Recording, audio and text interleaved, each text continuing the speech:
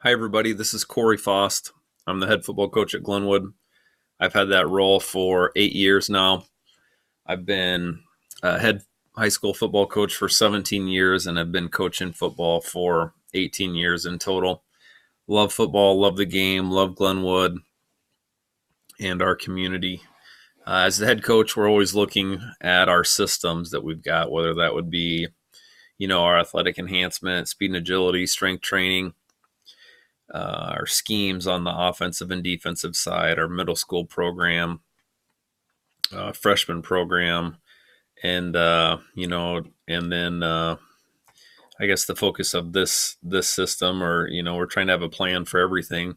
The focus of maybe this PowerPoint is Little Rams football, what we call our youth football here, third through sixth grade at Glenwood.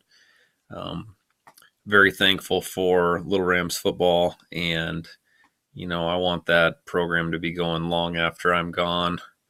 And I'm very thankful for everybody that's poured into that, whether that would be time, money, resources, um, just a lot of great people. And I definitely appreciate everything that they've done for our program and our community. And I definitely want that to continue. My goal here is just to share some information, and really it's to get input when this thing is done. I would like you to fill out a short survey and just tell us, just we're trying to figure out where our families are at, and we want to not be content with a good thing. We want to continue to make it as good as we can. I've got three coaching friends that started a different progression of football, basically, and I'll mention them later. But they're all in the Des Moines metro, and I'll be referencing them quite a bit throughout this PowerPoint. It's actually their PowerPoint that I've added a couple slides to, and I'll particularly mention Scott Heitland, the head football coach at Dallas Center Grimes.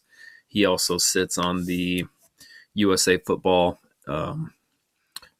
Youth Advisory Committee, and then all four of us are on the Iowa Football Coaches Association Board of Directors. So again, this is their PowerPoint. Scott shared this with me, and he started out with these slides here. You've got your youth football player and your NFL football player, and then same with your youth baseball and your Major League Baseball player. And the idea here, what he was trying to get at was, in baseball, you start with T-ball, and then you've got your modified games like coach pitch, and then playing on maybe with some different rules or modified game field for several years before you'd play on a full field regular baseball. And football maybe is lagging behind, possibly, on that. A lot of towns like us just start playing full tackle football on a 100-yard field as third graders, just like our high school and even college and pro players do. And then I think the big concern for a lot of people with that is the contact involved with football, and some of the injury concerns, especially to the head. So why now? Why this? Like I just mentioned, there's a lot of information out there that suggests that youth football could be risky, and a lot of people, and it could be misinformation. Honestly, I'm not. I'm going to let you guys draw the line, do your own research on that. I could argue it both ways, but there's a lot of people out there that just don't think the risk of playing, especially tackle football as youth, is worth it. And again, we're just really looking for input on to see what our families believe with that. Youth football numbers are in decline all over the country, and participation in high school is way down in the last several years. And here's some just other perceptions or misperceptions, if you will. We believe as football coaches that players must first fall in love with the game before they fall in love with the sport. Youth football, we are wondering if it has not developed a process to allow this to happen. Football is a little bit different to practice than some of the other sports, even, with the nature of the game and the equipment and where it's at. And, that's a concern for me as the head coach, is just getting our kids out and letting them fall in love with the game first before they have to worry about the sport. And so a lot of the PowerPoint is focused on that fact. From a competitive standpoint, participation is important to me. From a strictly enrollment perspective, our 9th, 10th, and 11th grade enrollment last year was 463. The 3 games that we lost last year were to LC, DCG, and Norwalk, and you can see their enrollments there, about 50% more kids in their student body. Norwalk and DCG in particular are 2 schools that completely 2-platoon their kids. I'm not saying I believe in that model, but it is hard to argue with the fact that in football, having more players, more talented players to choose from is not an advantage. So for us, one of my goals is just getting all of our top athletes out and keeping them out, and really just all of our kids. It's the ultimate team game. Everybody contributes, everybody matters, and we want everybody to have a piece of that. We have had some players come out for the first time as seniors and start. Even with some of our big teams, we usually average about 100 kids out for football, 9th through 12th grade.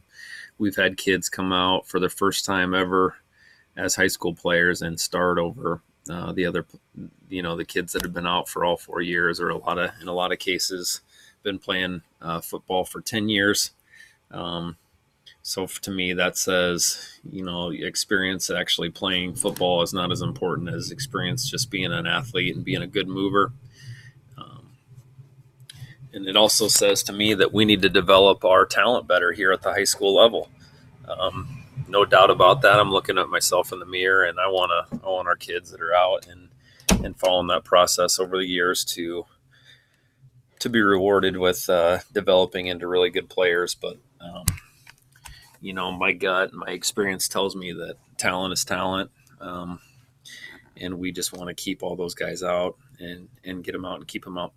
One concern, if we were to cut back on some of the contact we have, whether we started in, right now we start full contact football and tackle football in 3rd grade. If we were to change that, move that back a little bit or a lot of bit, will that affect our players? I asked one of my former college coaches that.